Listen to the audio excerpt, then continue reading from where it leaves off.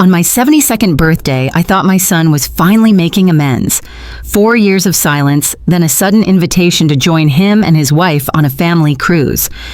I wanted to believe it meant love, forgiveness, maybe a second chance. But on the second night, everything changed. A young waitress slipped a folded napkin under my hand. Her voice never moved, her face never changed, but the words written inside nearly stopped my heart. "Call 911. There is something in your tea." My hands went cold. My own son, my own blood. I looked at him across the table, laughing, talking, acting like nothing was wrong. I didn't drink, I didn't ask questions. I only smiled.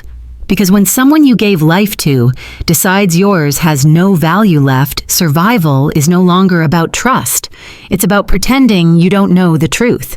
For most of my 72 years, I have lived in the same quiet rhythm. My days began with the smell of coffee and the soft creak of the bookstore door as I unlocked it each morning.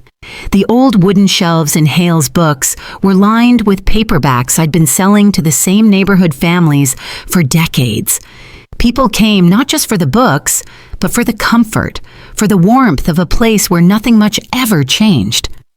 That was my life, steady, predictable, and I thought I liked it that way. Then the letter came. It was a small, cream-colored envelope with no return address, slipped under my door early one cold Thursday morning. I recognized the handwriting instantly, even though I hadn't seen it in 4 years. My son, Ethan. His script had the same impatient slant, like he was always in a hurry to move on to something else. Inside, just a short message. Pack warm. Boat leaves Friday at 10 a.m. No love, Ethan. No details. Just that. I must have read it a dozen times, standing in my kitchen in my worn slippers, the coffee cooling untouched beside me. 4 years. 4 years without so much as a birthday card or a holiday call. 4 years since the fight. No, the collapse of whatever remained between us. My mind went back to that last conversation. Ethan's voice was sharp, almost desperate, as he asked for another loan to cover the fallout of a failed business. I had refused, not because I didn't care, but because I knew I wouldn't be repaid, and I could not keep emptying the life I'd built into his endless sinkhole of risk. That night, he left my house without looking back. And now, a letter. I should have felt only suspicion, but I didn't. I felt complicated. Hope curled itself into the edges of my doubt. Maybe he wanted to start over. Maybe 4 years had been enough time for him to see past his anger.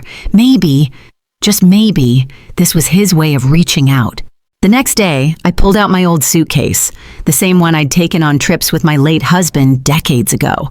I folded sweaters, tucked in a warm coat, and placed my well-worn journal inside the top pocket. My movements felt mechanical, but my heart beat unevenly with something I couldn't quite name. Friday morning came gray and cold, Boston's harbor wrapped in mist. I arrived at the pier early, suitcase rolling unevenly on the worn planks. The cruise ship was smaller than the ones I'd seen in advertisements, sleek, understated, almost modest. And then I saw him. Ethan stood near the boarding ramp, hands in the pockets of his coat, scanning the crowd. His hair was grayer at the temples now, his frame a little leaner, but his smile, when he saw me, was the same one I remembered from his boyhood. Behind him was Vanessa, my daughter-in-law, as polished and poised as ever. She offered me a polite hug, the kind that keeps a person at arm's length. "Mom," Ethan said, his voice warm but careful. "I'm glad you came." I smiled, feeling something loosen in my chest. Maybe this really was a new chapter. We boarded together, the ship's gentle sway beneath my feet, making me grip the railing. Ethan kept a steadying hand near my elbow, and Vanessa chatted lightly about the ship, the itinerary, and the small coastal towns we'd visit along the way. My cabin was more than I expected. A cozy room with soft blankets, a vase of fresh flowers, and a framed photo of Ethan and me from years ago, one I didn't even remember giving him. For a moment, standing there, I felt seen. That night at dinner, we sat together in the main dining room. The air smelled faintly of roasted herbs and sea salt. The table was set beautifully, and for a while it almost felt normal. Ethan asked about the bookstore, about the monthly readings I still hosted for the senior group. Vanessa smiled, nodding at all the right places.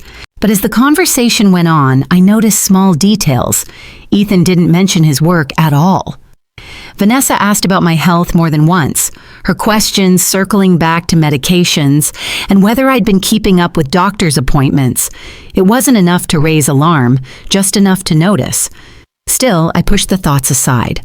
I told myself not to search for problems where there might be none. After dinner, I returned to my cabin and stood by the small window, watching the harbor lights fade as the ship moved out to open water. The sea was calm, and for the first time in a long time, I felt something close to peace. But deep down, I knew better than to trust too quickly. The morning of departure unfolded under a pale winter sky, the kind that makes the harbor look like it's holding its breath. Ethan was already at the pier when I arrived, standing beside Vanessa like they'd been waiting for me. He smiled wide, just enough warmth to make me want to believe everything was fine, but not enough to erase the years between us. Vanessa greeted me with her usual polish, her perfume light but deliberate. She hugged me, a brief press of fabric and bone, and stepped back before I could decide if it felt genuine. Ethan, on the other hand, took my suitcase from me without comment, his hand briefly touching my shoulder. "You made it," he said, as though my coming had been in doubt. "I did," I answered softly, glancing toward the ship. It was more impressive than I had expected.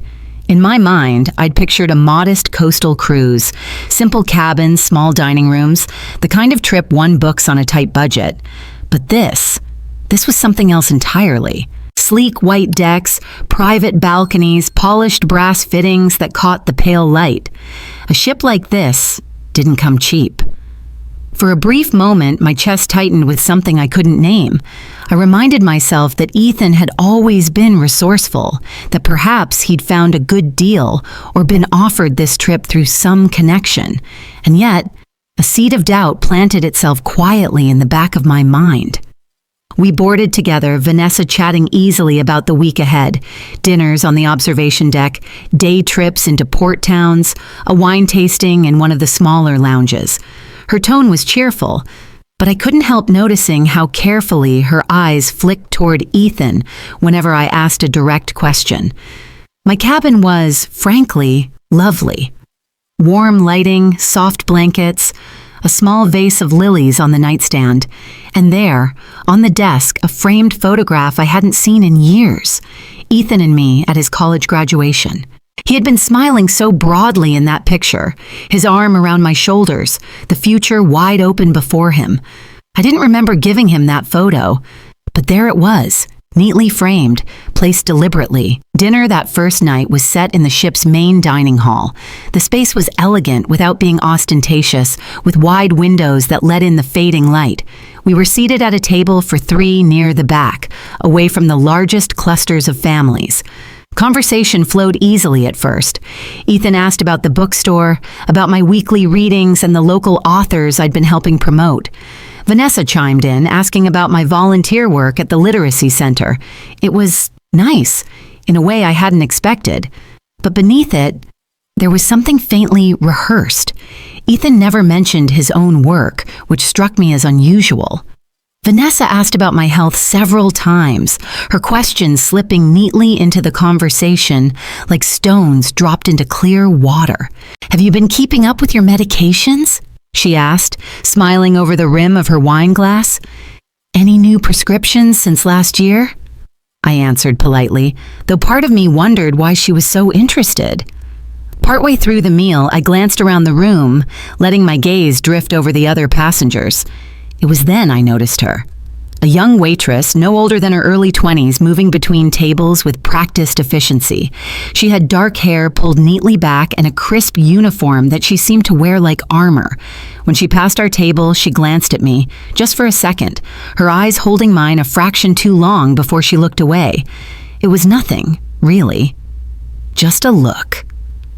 I returned my attention to Ethan, who was describing a small coastal town we'd be visiting in 2 days.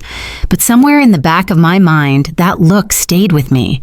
After dinner, I walked the deck alone for a while, the sea air sharp and cold. The ship cut through the water with an easy grace, the sound of the waves steady against the hull.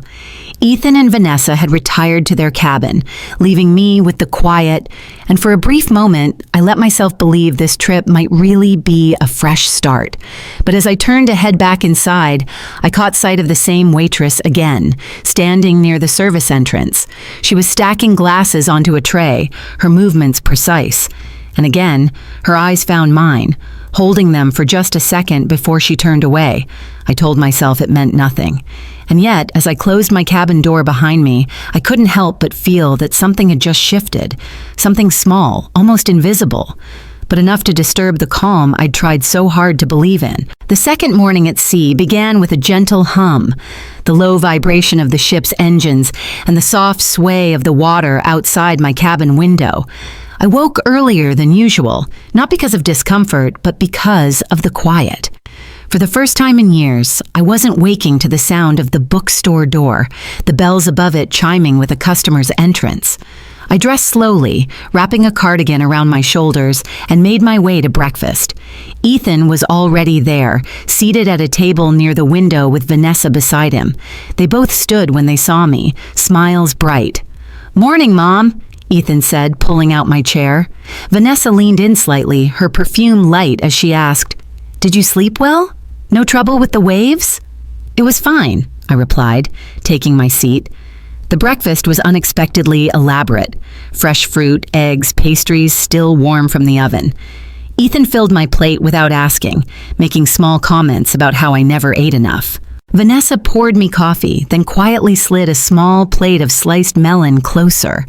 Their attentiveness was almost overwhelming. For years, Ethan had barely remembered my birthday, let alone made sure I had the ripest fruit on my plate. But here, on the ship, every gesture was carefully measured, deliberate. As we ate, Vanessa's questions began again, light in tone but persistent. "You're still taking the same prescriptions?" she asked casually. "No new medications since your last checkup?" I smiled politely. "Same ones as before." "And your blood pressure still steady?" "Yes, steady," I answered, keeping my voice even. It wasn't unusual for family to care about health, but there was something calculated in the way her questions kept returning to the topic. I told myself not to read too much into it. After all, maybe this was just her way of making conversation. The rest of the day passed in an almost pleasant rhythm. Ethan took me on a short tour of the ship, pointing out the lounges, the library, the observation deck. We stopped at a small cafe on the mid-level deck, where he ordered cappuccinos for both of us. Vanessa joined later, bringing a plate of pastries she insisted I try. By late afternoon, I found myself thinking that maybe my suspicions were just old habits, residual doubts left over from years of distance.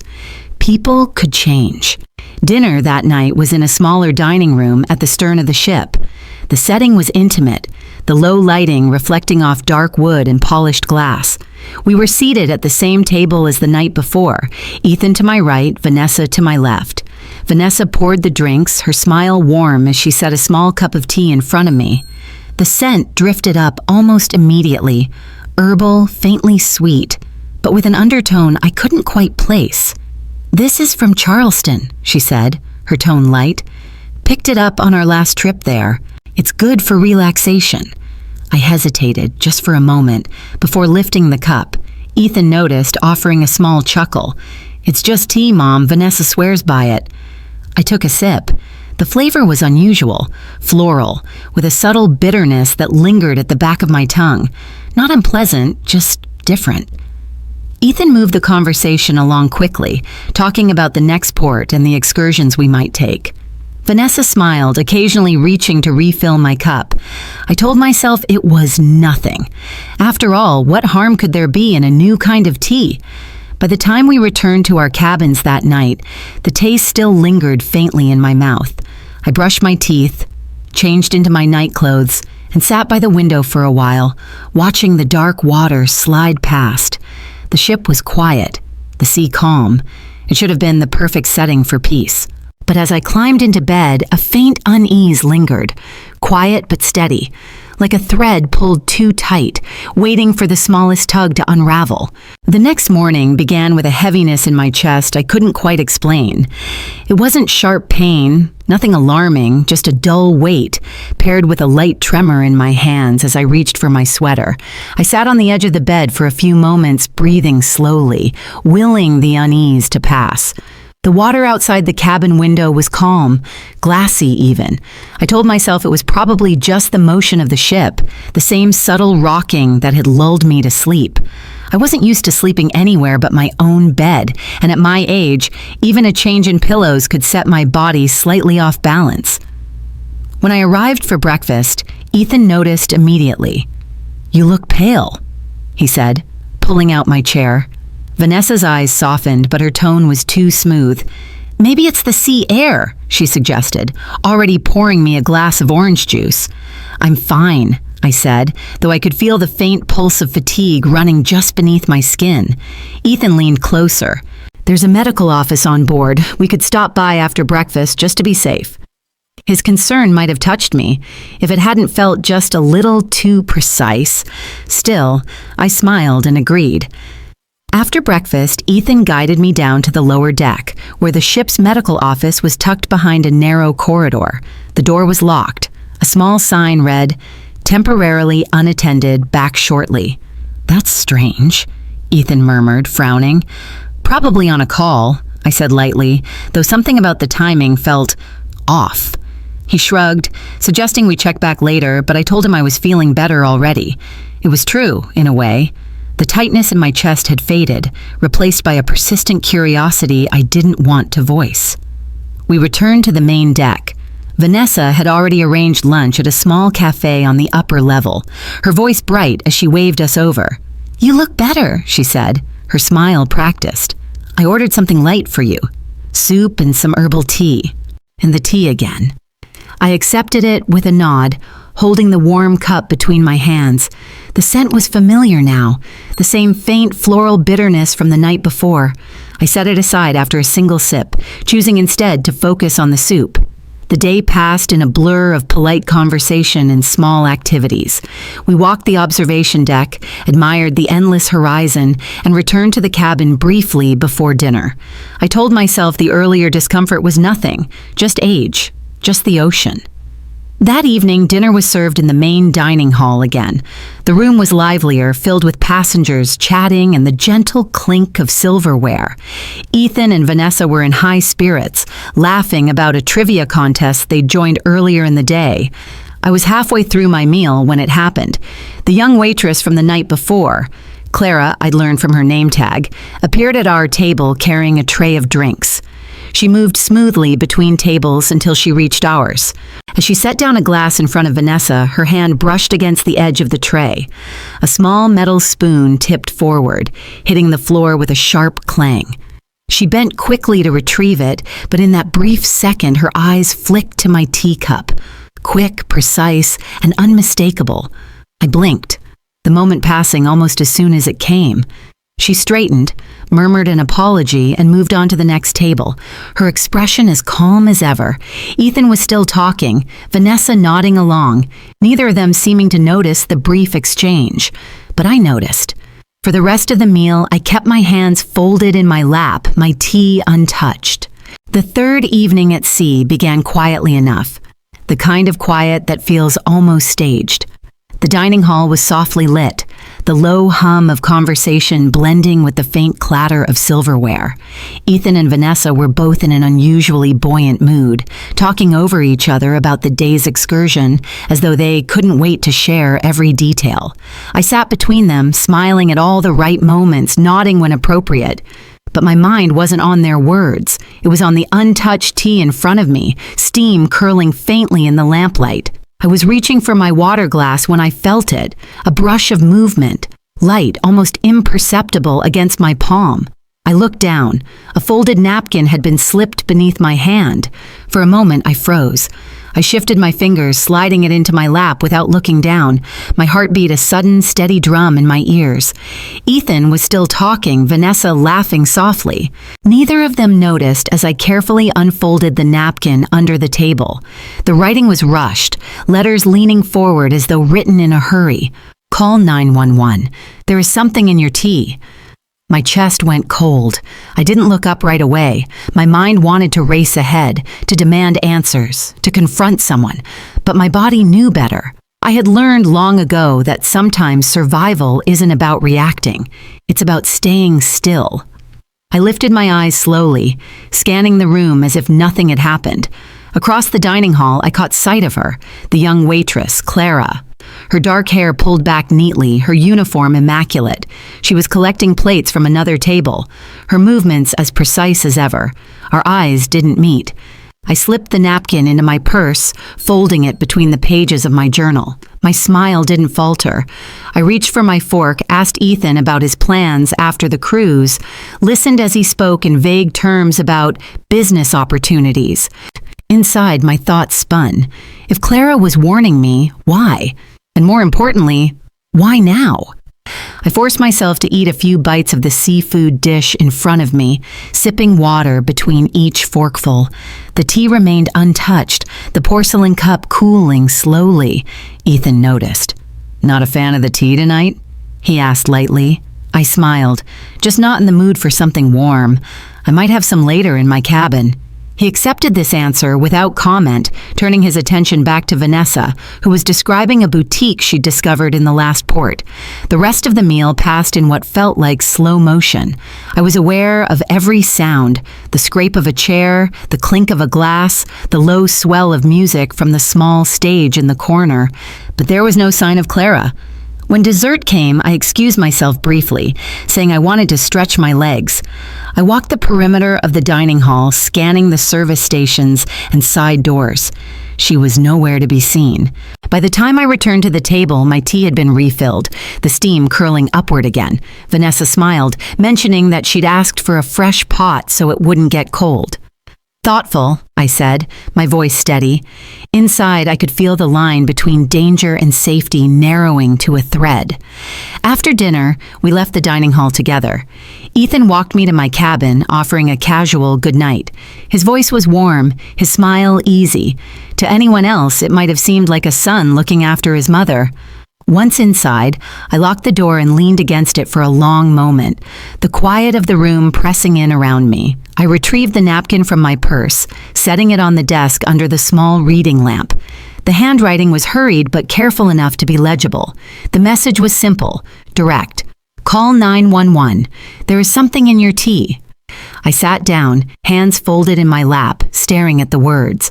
Part of me wanted to believe that Clara's absence during the rest of dinner meant nothing, that she had been pulled away, that she couldn't risk being seen again. But another part of me wondered if I had walked into something more complicated than a warning. What if this was a trap? The thought lingered in the air, quiet and unwelcome. I didn't sleep much that night. I kept the lights low, sitting in the small chair by the window, listening to the steady hum of the ship's engines. Every so often, I thought I heard footsteps in the hallway, a soft knock somewhere down the corridor, but no one came to my door. The sea outside was dark, the moonlight scattered across the water. I held the napkin loosely in my hand, reading the words again and again until they blurred. By morning, I still didn't know whether Clara was a lifeline or another danger, but I knew this.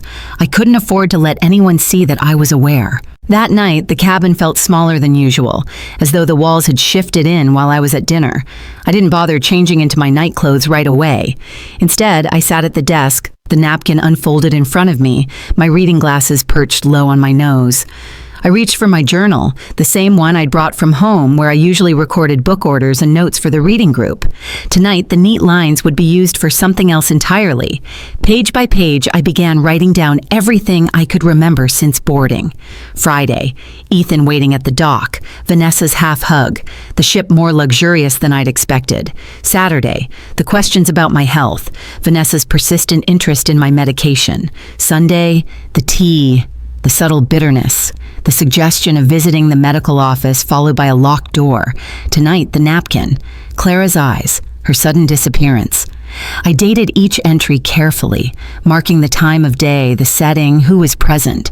The act of writing steadied me. There was a certain comfort in seeing events laid out in ink and reminding myself that I wasn't imagining them. A soft sound at the door made me pause. 3 short knocks, almost hesitant. I hesitated only a second before sliding the napkin back into my journal and crossing the room. When I opened the door, Clara was there. Her hair loose now, her uniform replaced by a plain sweater and dark jeans. She looked younger like this, less like part of the ship and more like someone out of place. She didn't step inside. Instead, she held out a small folded slip of paper. "There's a staff phone in the crew lounge," she said quietly, her voice low enough that I had to lean forward to hear. "This number goes directly to me." I took the paper, my fingers brushing hers. "Why?" I asked softly. Her gaze flicked down the hall before returning to me. "Because whatever's happening isn't just a misunderstanding. You need to be careful about what you drink, about what you sign." She hesitated, then added, "It's dioxin. Small doses over time. It can look like natural heart failure, especially in someone your age." The words sank into me slowly, each one carrying a weight I didn't want to acknowledge. I had heard of dioxin before. A friend from my book club once told a story about her grandson's medical studies, how certain cardiac medications could be misused if they fell into the wrong hands. Clara glanced over her shoulder again. "I shouldn't even be talking to you, but I saw her, 2 nights in a row, adding it to your tea." "Vanessa?" I asked. She didn't answer. Instead, she stepped back, her voice even lower now. "Just be careful. And don't trust that everyone who smiles at you is on your side." Her eyes shifted past me, scanning the empty hallway, and in that moment, I saw something in her expression. Something tight, cautious. "What do you mean?" I asked. She hesitated again, then leaned closer. "You're not the only one they've done this to, and it might not just be them." The words landed like a stone dropped into still water, sending ripples through every thought I'd had until now. Before I could press her for more, she stepped back fully, slipping into the shadowed service corridor. The hallway fell silent. I closed the door slowly, the paper with her phone number still in my hand. I sat back down at the desk, setting it carefully between the pages of my journal. I wanted to believe that Clara was on my side. I wanted to believe that she was a lifeline in the middle of this silent storm. But her warning carried more than just concern. It carried implication. It might not just be them. Which meant that Ethan and Vanessa might not be the only ones with a stake in this, which meant the walls of this ship, with its polished brass and smiling staff, might hold more shadows than I could see. I didn't sleep much. The engine's hum seemed louder that night, the ship's gentle rocking sharper. Every sound in the hallway made my ears strain. Once I thought I heard footsteps pause outside my door, but when I looked through the peephole, there was nothing. At some point in the early hours, I sat by the small porthole watching the black water slide past under the pale light of the moon. The ocean looked endless, but the ship felt smaller by the hour. Clara's warning kept replaying in my mind. It wasn't just the tea, it wasn't just Ethan and Vanessa. There was something bigger at play, and I was running out of time to figure out how deep it went. The 4th morning arrived heavy with fog, a pale shroud wrapped around the ship as it cut through the quiet water. I woke early, though I couldn't remember exactly when I'd fallen asleep.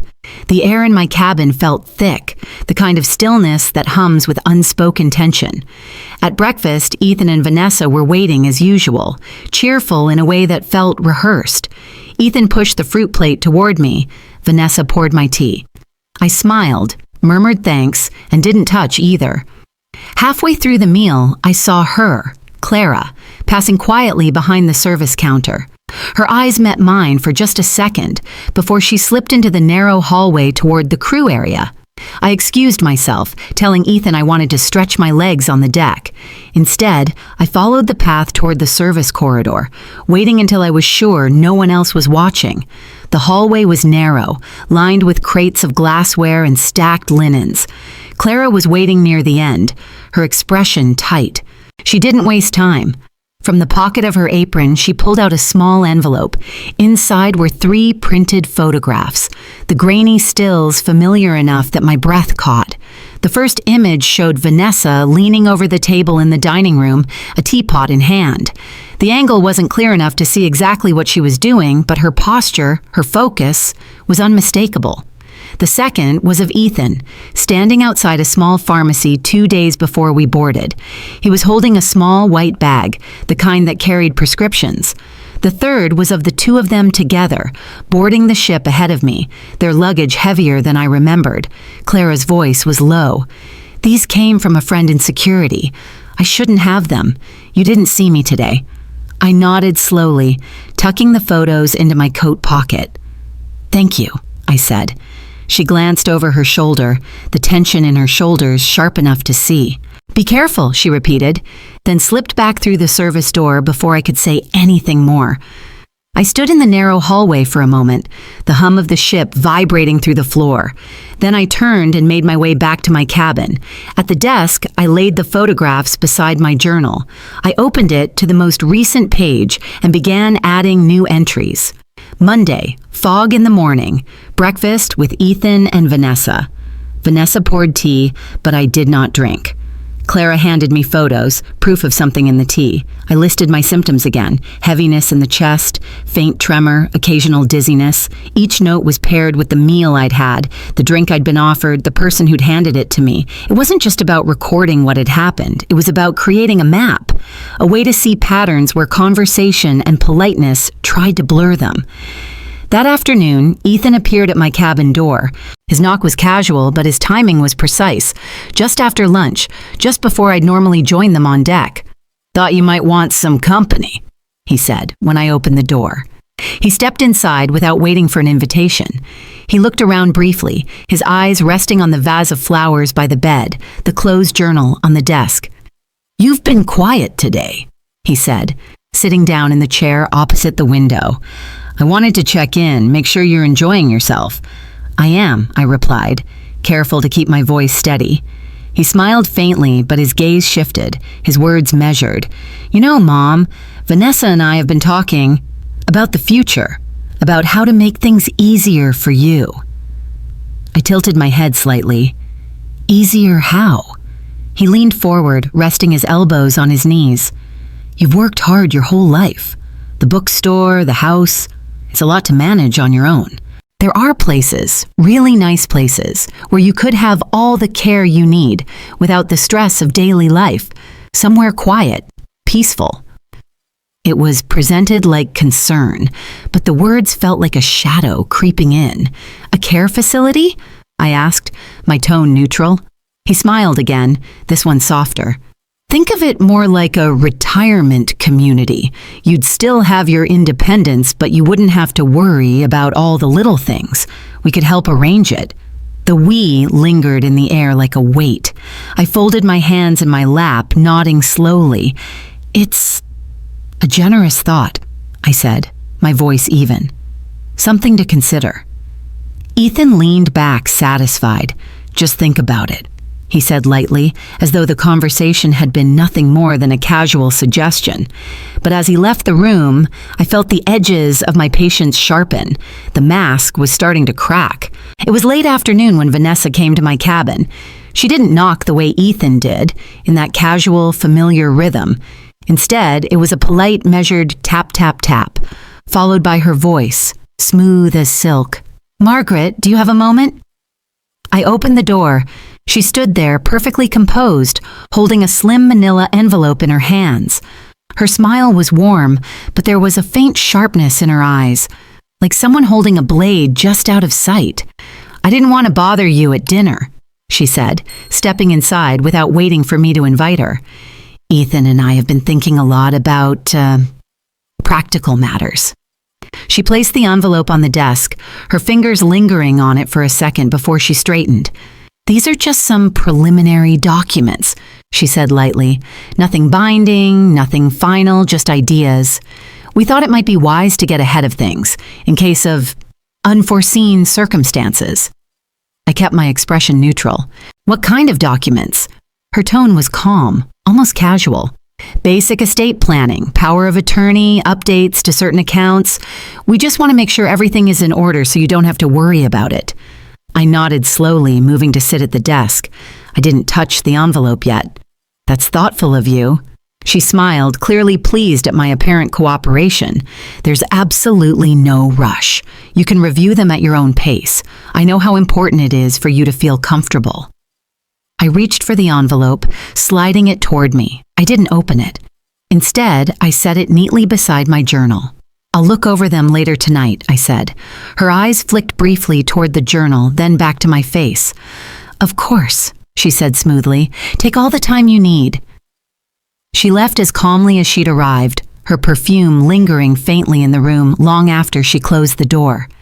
When I was alone again, I sat at the desk, my hands resting lightly on the envelope. I had no intention of signing anything, but I also knew better than to reject it outright. In situations like this, silence was its own form of power. I slipped the envelope into the bottom drawer of the desk beneath a stack of old cruise brochures and locked it. Not long after, there was another knock at my door. This one was softer, hesitant. When I opened it, Clara stood there, her expression tense. She stepped inside quickly, closing the door behind her. From the pocket of her apron, she pulled out another small envelope, this one unsealed, the paper slightly crumpled. You need to know this, she said quietly. She placed 2 printed photographs on the desk. These were different from the ones she'd given me earlier. In the first, Vanessa was in one of the ship's private lounges, accepting an envelope from a member of the ship's crew, a man in uniform, his face partially obscured by the angle of the camera. In the second photo, the same crew member was seen leaving the staff area, his posture brisk, as though he didn't want to be seen lingering. I frowned, leaning closer.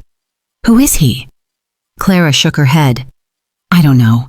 My friend in security says he's part of the logistics team. He shouldn't be involved in anything like this. Her voice dropped even lower. This isn't just about your son and his wife. Someone else on the ship is helping them, or helping someone else connected to this. The weight of her words settled heavy in my chest. It wasn't surprising exactly, but it confirmed what I had begun to suspect. I glanced at the locked drawer where Vanessa's envelope sat. The timing was too perfect, the delivery too precise. Clara's gaze followed mine. Be careful with whatever's in there. Don't touch it unless you have to. I nodded. She hesitated for a moment, then added, if there's a crew member involved, it means this goes deeper than just a family issue. It means there's a network, or at least more people willing to look the other way. Her words made the cabin feel smaller, the air heavier. I'll be careful, I said quietly. She glanced toward the door. I can't stay long, but keep the number I gave you close. If anything changes, anything, you call me. And then she was gone again, slipping into the hallway like a shadow. I locked the door behind her, the faint hum of the ship filling the silence. At the desk, I opened my journal and began a new entry. Tuesday, Vanessa brought an envelope. Legal documents, power of attorney, estate revisions. Said it was just in case. Clara delivered photos of Vanessa accepting a package from a crew member. I paused, tapping the pen against the paper. The twist wasn't just that Ethan and Vanessa were plotting, it was that they weren't doing it alone. And now, I had to figure out just how far the cracks in this ship's polished surface went. The fifth morning came with a cold clarity.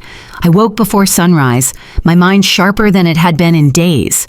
I had the photographs, I had the napkin, and I had my journal. Evidence that no one could explain away as a misunderstanding. It was time to take the next step. After breakfast, I made my way to the administrative deck, where the ship's staff offices were located.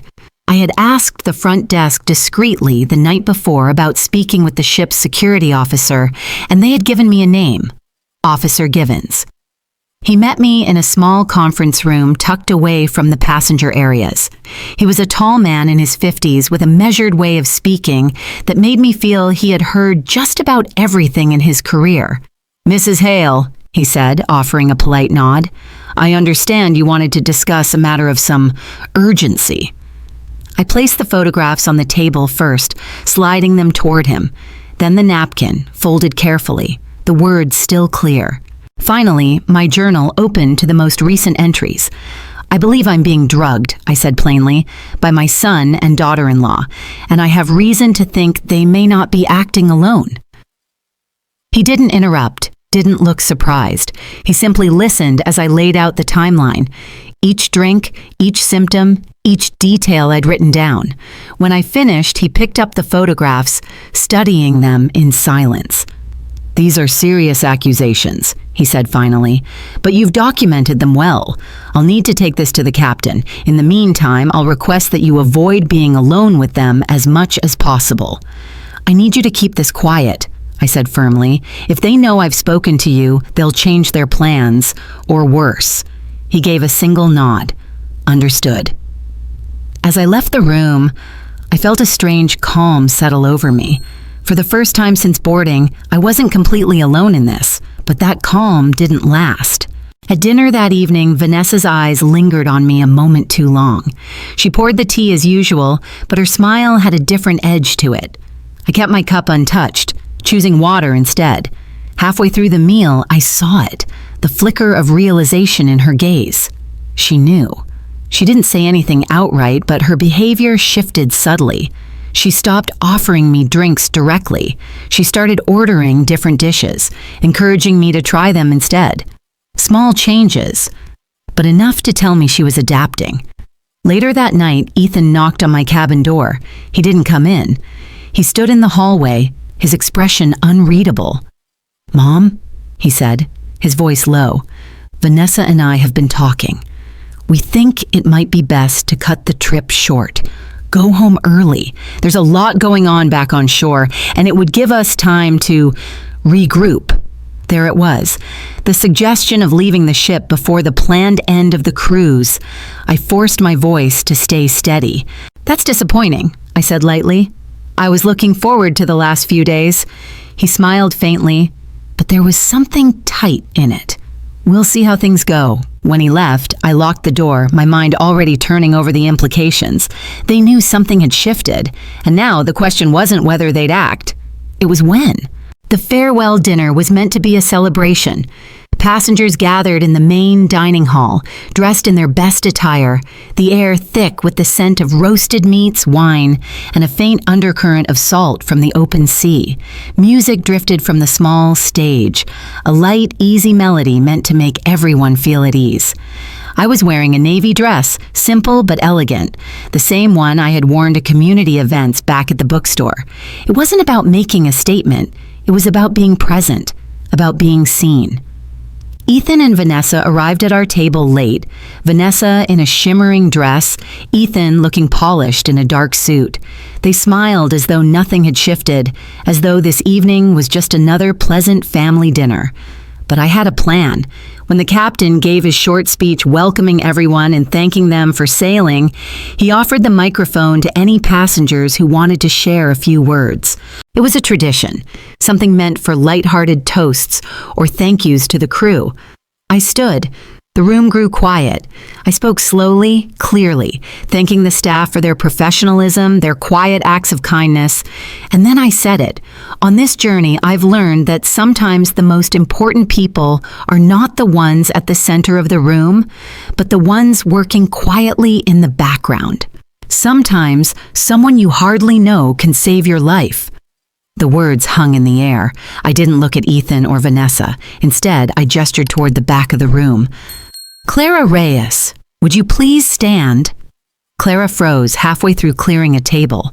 Her eyes widened, and for a moment I thought she might refuse, but slowly she stepped forward. I smiled at her. "You've shown courage and integrity beyond your years. I wanted you to know that I've spoken to a foundation back home. Your tuition for the next year of medical school has been covered. You've earned it." There was a ripple of applause, passengers glancing at one another, some confused, others smiling warmly. Clara's cheeks flushed, but her eyes stayed fixed on mine for just a moment before she gave a small nod and stepped back. I returned to my seat. The air at the table had shifted. Ethan's smile had tightened. Vanessa's eyes were cold, despite her polite expression. Within minutes, 2 uniformed officers entered the dining hall. Officer Givens was among them.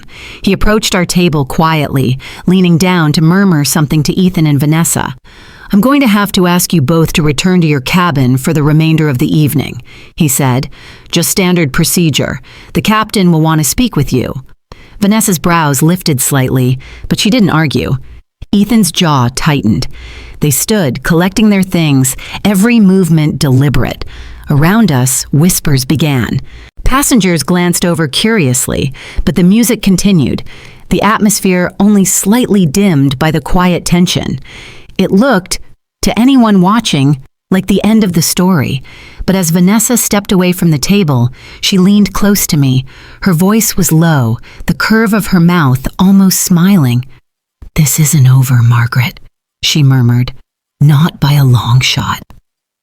Her eyes held mine for a fraction of a second before she turned, walking away with Ethan at her side. I sat very still, my hands folded neatly in my lap, my face composed. But inside, I felt the shift. The knowledge that this storm hadn't passed, not entirely. The dining hall buzzed again, passengers returning to their meals, the music picking up where it had left off.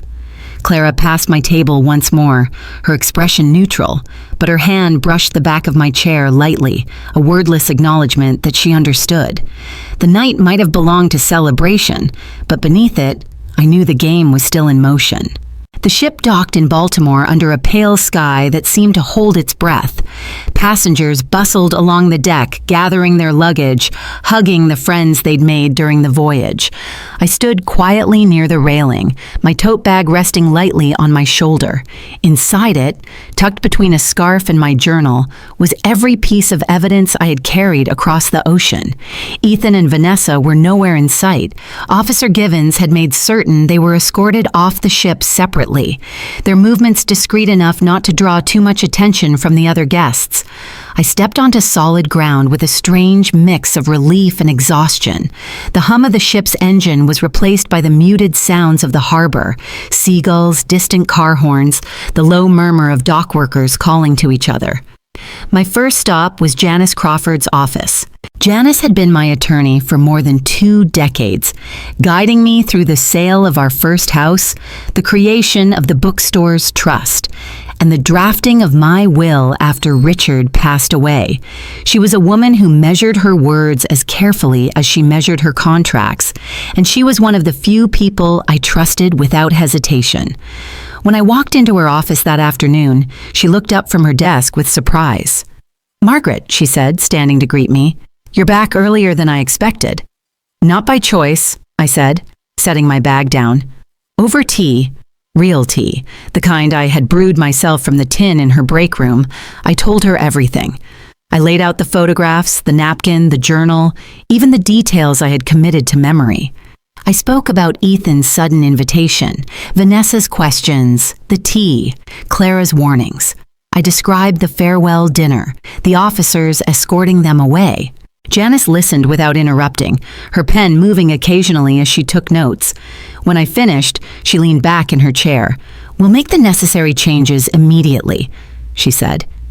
"Ethan and Vanessa will be removed as beneficiaries from the trust and the will. All powers of attorney will be revoked. We'll reassign the bookstore to the community foundation as you'd planned years ago." Her tone was steady, but there was a glint in her eye. "And Margaret, you have more protection here than they realize. What you've brought me, it's airtight."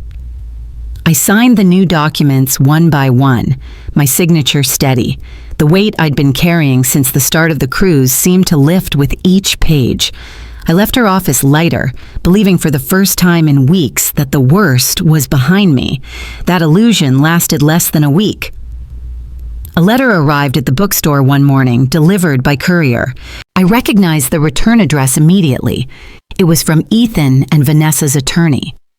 Inside was a carefully worded document requesting amicable mediation regarding recent revisions to Mrs. Hale's estate plan. Buried in the legal language was the accusation. They were suggesting that I had been unduly influenced during the cruise, that my mental state had been compromised, and that perhaps someone, though they didn't name who, had coerced me into changing my will. It was a clever angle, not a direct accusation, but enough to cast doubt if left unanswered. I took the letter straight to Janice. She read it once, then again, her mouth tightening. "They're testing the waters," she said. "They want to see if you'll panic." "I'm not panicking," I replied, "but I'm not ignoring it either." Janice gave a small smile. "Good, because they've made a mistake. They've opened the door for us to respond, and we have far more than they realize." She drafted the reply herself. It was crisp, professional, and devastating in its precision. Enclosed with her letter was a complete record of the cruise line's internal report, Officer Given's notes, the security footage, the photographs, the dining logs showing who served me and when. There were even statements from Clara and 2 other staff members who had noticed the unusual attention Vanessa paid to my drinks. Janice's response didn't accuse them of anything directly. It didn't have to. It simply laid out the facts in such a way that any reasonable observer could see the pattern and the danger of pursuing the matter further. When she slid a copy of the letter across her desk for me to read, I couldn't help but smile. "They won't push this any further," she said confidently. "They've underestimated both you and the paper trail you've kept." And she was right. 3 weeks later, another letter arrived, this one from the same attorney. It was 2 sentences long. Ethan and Vanessa were withdrawing their request for mediation. The matter was considered closed. No apology, no explanation, just silence. It was enough. I placed the letter in a plain folder labeled Final and tucked it into my desk drawer. Not in the safe, not with the other legal documents, just in the quiet place where I kept things I no longer needed to look at. The storm had passed. After their lawyer's terse withdrawal letter, Ethan and Vanessa disappeared from my world. There were no calls, no visits, not even the obligatory holiday cards that used to arrive out of habit. They had vanished like a pair of ghosts, and I let them go without chasing. I slipped back into my life as though the cruise had been a strange dream. The bookstore smelled the same, old paper, fresh coffee, the faint scent of the lavender sachets I kept by the front door. Customers drifted in and out, their conversations easy, their faces familiar. The rhythm of shelving books, ringing up purchases, and chatting about new releases soothed me in a way nothing else could. Weeks passed quietly until one crisp autumn afternoon when the bell above the door chimed and Clara walked in. She looked different out of uniform. Jeans, a soft sweater, her dark hair loose around her shoulders. She carried a small bag in one hand, a warm smile on her face. "I thought I'd check in," she said, her voice lighter than I remembered. "And I brought something." She placed the bag on the counter. Inside was a glass jar filled with loose tea leaves, labeled in her neat handwriting, "Organic peppermint and lemon balm." "For you," she said, "the safe kind." I laughed softly, the tension in my chest loosening. "You didn't have to." "I wanted to," she replied, but there was a hesitation in her eyes, as though she had more to say. We moved to the small reading nook at the back of the store, the one with the mismatched armchairs. I brewed us each a cup of tea, real tea, fragrant and warm, and we sat quietly for a moment, letting the steam curl between us. Finally, she spoke. "There's something I never told you," she began, her gaze steady. "When I warned you on the ship, it wasn't just about what I saw at your table. That week, I'd been noticing patterns. Certain passengers traveling alone, certain crew members who always seemed to be nearby when their drinks were served." I set my cup down, watching her closely. She continued, "After everything that happened, security started looking into it more seriously. They found that your case wasn't isolated. There were others, different voyages, different names, always older passengers, usually with assets that could be influenced." Her voice lowered. "When I handed over those photos and reports to Officer Givens, it didn't just help you, it exposed something bigger. There's an investigation now. Quiet, but serious." The room seemed to still around us. The idea that I'd stumbled into a much larger web wasn't entirely surprising, but hearing it confirmed left a cold thread of unease beneath the surface of my calm. Clara sipped her tea, then smiled faintly. "I just thought you should know. You weren't the only one in danger. And you weren't the only one who made it home because someone spoke up." I reached across the table, resting my hand over hers. "Then I hope they know how lucky they were to have you there." Her smile softened, but there was still a shadow in her eyes. After she left, the store felt quiet again, the late afternoon sun spilling golden light across the floor. I returned to the counter, poured myself another cup of tea from the pot, and carried it to my favorite chair by the window. Outside, the street was lined with trees just beginning to turn, their leaves catching the sunlight like sparks. I wrapped my hands around the warm cup, breathing in the peppermint and lemon balm. The tea was safe. The store was safe. My life, for now, was safe. But as I looked out at the street beyond, I knew Clara's words would stay with me. The network she spoke of hadn't vanished. It was still out there, somewhere on the water, waiting for another quiet passenger, another calm voyage. I took a slow sip of tea, letting the warmth settle deep. The sun poured through the window, the air rich with the smell of books and safety, and for the first time in a long while, I let myself breathe fully. Not because the danger was gone, but because I had learned to live with the knowledge that storms could always form beyond the horizon.